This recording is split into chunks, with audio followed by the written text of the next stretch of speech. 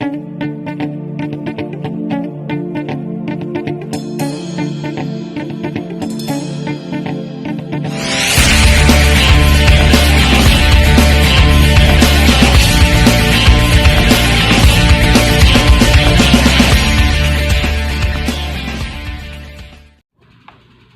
mga katropa, kakatapos ko lang na breed ito. Hindi ko na siya na videohan paano mag-breed kasi medyo maselan.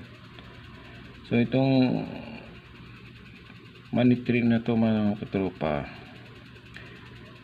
kahapon pa to siya tinanggal sa lupa, mga alas 4 ng hapon. So ngayon ang oras ngayon ay 2:30. So yung oras na, sa 10 oras na mahigit. Ito medyo ano na kasi siya, medyo makapal na tigas.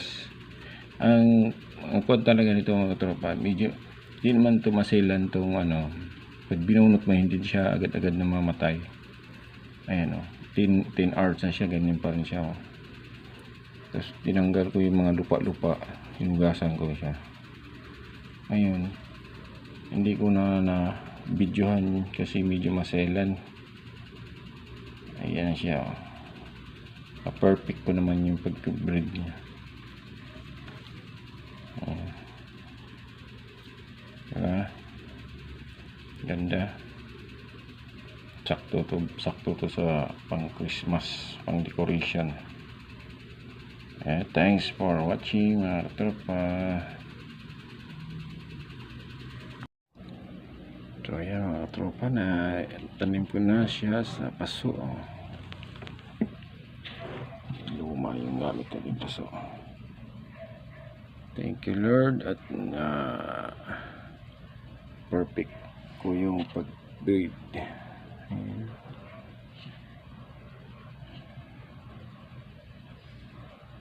Ayan, ganda tingnan.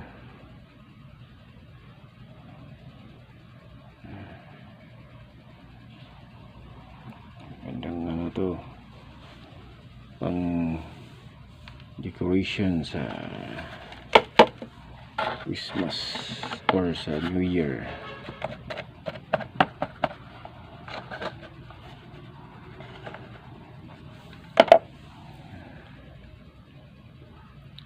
Meron akong nabintang ganito mga tropa, yung ginawa ko dating mga breeded. Ngayon ang ganda ng pagkatubo mga tropa. Buhay na buhay lahat. 7 stocks din yun. Ito 7 stocks dito. Ayan.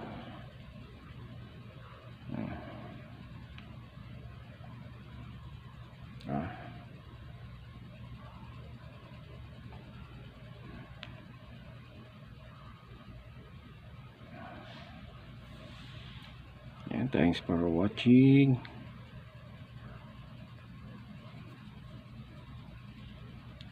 Sa mga hindi pa nakapag-subscribe dyan mga tropa, pasuyo naman bilang pamasko. Yan, pamasko na lang ano. Thanks God.